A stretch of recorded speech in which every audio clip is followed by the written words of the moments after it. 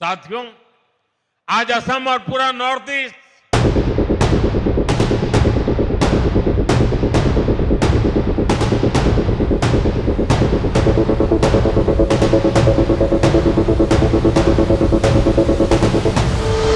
भारत के विकास का नया प्रवेश द्वार बन रहा है।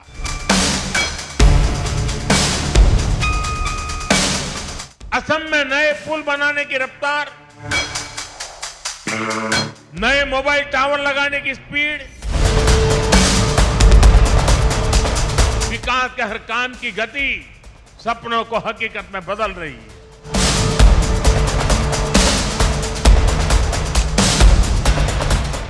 साल 2014 से पहले की तस्वीर एक ऐसी तस्वीर बन रही थी जिसमें नॉर्थ ईस्ट बीजेपी के लिए सबसे टफ क्वेश्चन की तरह था। बार बार इलेक्शन वाले एग्जाम में बीजेपी यहां जीरो पर बोल्ड हो जाती थी, लेकिन 2024 आते आते तस्वीर बदल गई और 2026 में क्या यही तस्वीर रहेगी, यह बड़ा सवाल है। आज हम इस वीडियो में बात करेंगे नॉर्थ ईस्ट की, जो कभी टफ क्वेश्चन के तौर पर जाना जाता था, लेकिन अब वही नॉर्थ ईस्ट बीजेपी के लिए 100 में 100 नंबर लाने वाले स्टेट के तौर पर जाना जा रहा है। अष्टलक्ष्मी यानी नॉर्थ ईस्ट के 8 स्टेट, वहां पर करीब करीब 6 राज्यों में बीजेपी या तो पूर्ण बहुमत के साथ खुद सरकार चला रही है या अपने सहयोगी दलों के साथ बैठी हुई है। तो यह चमत्कार कैसे हुआ? जिस नॉर्थ ईस्ट में बीजेपी के लिए ऐसा माना जाता था कि वो बाहरी पार्टी है, उस बीजेपी ने खुद को कैसे क्षेत्रीय अस्मिता के साथ जोड़ा, और सिर्फ जोड़ा ही नहीं बल्कि वहां की पब्लिक सेंटिमेंट को जीत लिया और अब सरकार बना रही है, रूल कर रही है पूरे नॉर्थ ईस्ट पर।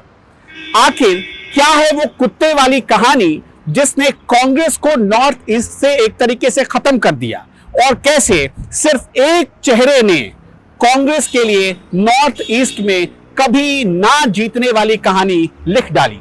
इस वीडियो में हम इसी को समझेंगे। आंकड़ों से शुरुआत करते हैं ताकि आपको बदलाव की गहराई समझ में आ जाए। साल 2014 से पहले बीजेपी नॉर्थ ईस्ट में सिर्फ एक नाम भर की थी। 8 राज्यों को मिला दें तो पार्टी के पास सिर्फ 9 विधायक और 4 सांसद थे। त्रिपुरा, सिक्किम और मिजोरम जैसे राज्यों में तो बीजेपी का खाता तक नहीं खुला था। पूरा इलाका कांग्रेस, लेफ्ट और ताकतवर क्षेत्रीय दलों के कब्जे में था। बीजेपी को वहां हिंदी बेल्ट की पार्टी और हिंदुत्व थोपने वाला बाहरी संगठन माना जाता था। लेकिन अब स्थिति पूरी तरह पलट गई है। आज 6 राज्यों में बीजेपी या तो खुद सत्ता में है या गठबंधन की सबसे बड़ी साझेदार है। चाहे वो असम हो, मणिपुर हो, त्रिपुरा हो या अरुणाचल प्रदेश, भगवा झंडा वहां की राजनीति का मुख्य केंद्र बन चुका है। बीजेपी ने नॉर्थ ईस्ट को सिर्फ चुनाव जीतने का जरिया नहीं बनाया, बल्कि इसे अपनी विचारधारा की प्रयोगशाला में बदल दिया। बहुत लोग कहेंगे कि बीजेपी ने कोई जादू कर दिया, लेकिन यह जादू नहीं था। बीजेपी ने ग्राउंड पर उतरकर उस सेंटिमेंट को समझने की कोशिश की जो नॉर्थ ईस्ट के लोगों में सालों से घर कर रही थी, और इसमें यह था वहां के लोकल लीडर्स को उभारना, किसी ऐसे स्थानीय नेताओं को सामने लेकर आना जो पार्टी को फ्रंट से लीड कर सके। और ऐसे ही परिस्थिति में एक चेहरे को बीजेपी तलाशने में कामयाब रही, या यूं कह लीजिए कि उस चेहरे को कांग्रेस से आयात किया गया। नाम है हेमंता बिस्वा शर्मा। हेमंता बिस्वा शर्मा के आने के बाद नॉर्थ ईस्ट के 8 राज्यों में बीजेपी ने लोकल लेवल पर अपने ग्राउंड वर्कर्स तैयार करने शुरू किए, और देखते ही देखते ये चमत्कार हो ही गया। ये किस्सा भी भारतीय राजनीति के सबसे चर्चित मोड़ों में से एक है। हेमंता बिस्वा शर्मा उस समय कांग्रेस के कद्दावर नेता थे। वो असम की समस्याओं और पार्टी के भविष्य पर चर्चा करने के लिए राहुल गांधी से मिलने दिल्ली तक पहुंचे। रिपोर्ट बताती है कि जब हेमंता अपनी बात रख रहे थे, तब राहुल गांधी अपने पालतू कुत्ते पिडी के साथ खेलने में मशगूल थे। हेमंता को लगा कि उनकी और असम की जनता की आवाज को अनसुना किया जा रहा है, और राहुल गांधी को पब्लिक की आवाज को सुनने से ज्यादा इंटरेस्ट अपने कुत्ते में है। इसे हेमंता बिस्वा शर्मा ने अपना अपमान माना और असम का भी। ये सिर्फ एक व्यक्तिगत अपमान नहीं था, बल्कि उस डिस्कनेक्ट का प्रतीक था जो कांग्रेस हाईकमान और जमीनी नेताओं के बीच पैदा हो चुका था और इसकी खाई गहरी होती जा रही थी। हेमंता ने लौटते ही कांग्रेस छोड़ दी और बीजेपी का दामन थाम लिया। फिर जो हुआ वो इतिहास है। आज हेमंता न सिर्फ असम के मुख्यमंत्री हैं, बल्कि वो पूरी नॉर्थ ईस्ट डेमोक्रेटिक अलायंस यानी नेडा के संयोजक भी हैं। उन्होंने बीजेपी के लिए वो दरवाजे खोले जो दशकों से बंद थे। बीजेपी की रणनीति का दूसरा स्तंभ है लगातार उपस्थिति। प्रधानमंत्री मोदी ने अपने कार्यकाल में जितनी बार नॉर्थ ईस्ट का दौरा किया, शायद उतना पिछले सभी प्रधानमंत्रियों ने मिलकर भी नहीं किया होगा। हालिया असम दौरा भी इसी कड़ी का हिस्सा है। मोदी का वहां जाना और रिबन काटना सिर्फ एक कार्यक्रम भर नहीं है, बल्कि पूरे भारत को एक मैसेज देने की कोशिश है कि दिल्ली अब आपके पास है। बीजेपी ने यहाँ विकास बनाम असुरक्षा का नैरेटिव सेट किया। जिस इलाके को लोग उग्रवाद, बम धमाकों और अलगाववाद के लिए जानते थे, वहां अब शांति, सड़क और स्कीम पर बात होने लगी। बोगीबिल ब्रिज जैसे बड़े प्रोजेक्ट, बेहतर रेल कनेक्टिविटी और इंटरनेट ने लोगों को यह महसूस कराया कि अब वो भी नेशनल मेन स्ट्रीम यानी देश की मुख्यधारा का हिस्सा है। अब सोचिए कि आइजोल तक ट्रेन दौड़ने लगी। अब कुछ लोग ये सवाल पूछते हैं कि बीजेपी आखिर नॉर्थ ईस्ट पर इतना फोकस क्यों करती है। इसके दो प्रमुख कारण हैं। नॉर्थ ईस्ट में मेघालय एक ऐसा स्टेट है जहां क्रिश्चियंस की आबादी बहुत ज्यादा है। इसी तरह मिजोरम एक ऐसा स्टेट है जहां आदिवासियों की संख्या बहुत बड़ी है।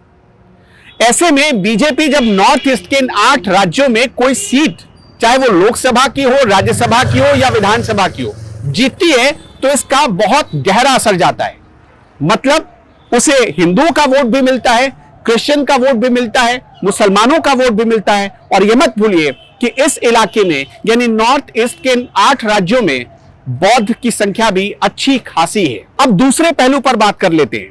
इन 8 राज्यों को मिलाकर कुल लोकसभा की 25 सीटें बनती हैं और राज्यसभा की 14 सीटें। बीजेपी हमेशा अपनी राजनीति में नंबर गेम पर विश्वास करती, उसके लिए एक एक सीट मायने रखती है। इसी वजह से बीजेपी नॉर्थ ईस्ट के छोटे छोटे राज्यों को मिलाकर अपना प्रभाव लोकसभा में भी मजबूत रखती है और राज्यसभा में भी। बीजेपी की रणनीति का तीसरा सबसे बड़ा पहलू है गठबंधन की कला। बीजेपी ने यह जिद नहीं की कि वो अकेले ही सब कुछ जीत जाएगी। उसने क्षेत्रीय अस्मिता का सम्मान करते हुए एनपीपी, एनडीपीपी और एजीपी जैसे दलों के साथ छोटे भाई की भूमिका भी निभाई और धीरे धीरे उन्हें अपने छतरी के नीचे ले आई। दूसरी तरफ कांग्रेस की गिरावट का कारण बना उसका हाई कमान कल्चर। एक छोटे से फैसले के लिए दिल्ली दौड़ना पड़ता था। इसी वजह से कांग्रेस दूर हो गई, जबकि बीजेपी ने अपने स्थानीय नेताओं को यह पूरी आजादी दी। जब बीजेपी माइक्रो मैनेजमेंट कर रही थी, हर छोटे जनजातीय समूह के लिए अलग अलग नैरेटिव गढ़ रही थी, तब कांग्रेस अपने पुराने वोट बैंक के भरोसे ही बैठी थी। कांग्रेस ने यह नहीं समझा कि नॉर्थ ईस्ट का वोटर अब सिर्फ एंटी बीजेपी होने के नाम पर वोट नहीं देगा, उसे अब भविष्य का विजन भी चाहिए। नॉर्थ ईस्ट के मामले में एक और बात समझनी पड़ेगी।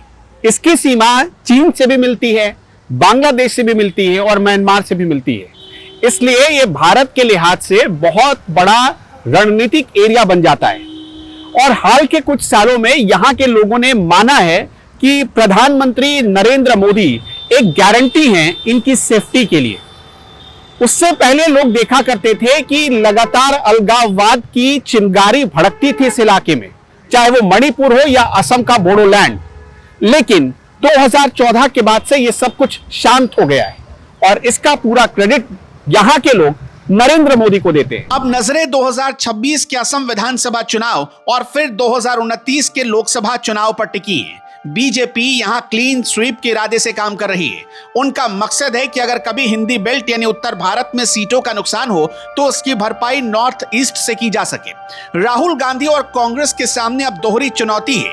एक तरफ उन्हें हेमंता बिस्वा शर्मा जैसे आक्रामक और जमीन से जुड़े नेता से मुकाबला करना है और दूसरी तरफ उनकी अपनी छवि को बदलना है, जिसमें उन्हें लोग अहंकारी और दूर रहने वाली पार्टी के तौर पर पहचानने लगे हैं। कुल मिलाकर यह कहना गलत नहीं होगा कि नॉर्थ ईस्ट के ये 8 स्टेट एक तरीके से केस स्टडी है कि नेताओं को अहंकारी नहीं होना चाहिए और सब कुछ सारे समय एक तरह से नहीं होते हैं।